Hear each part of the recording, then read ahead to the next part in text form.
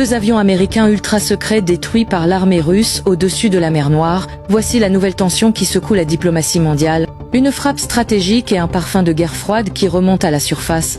Toute l'Union européenne est sous le choc, l'OTAN tangue et le monde entier s'interroge. Alors tout a commencé dans la nuit du 10 octobre, lorsque deux appareils américains classés top secret ont été aperçus dans le ciel de Moscou.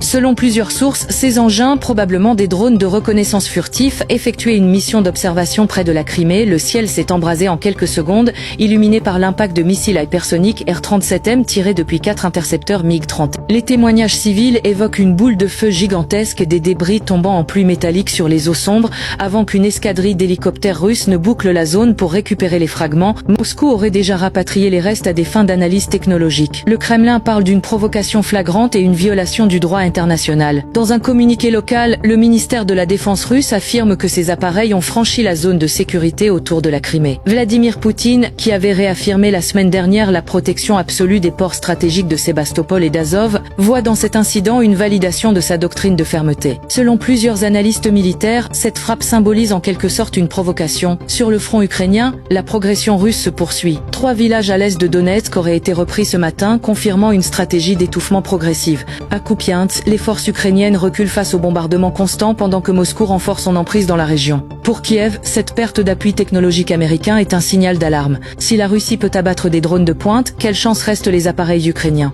À Washington, le silence est glacial.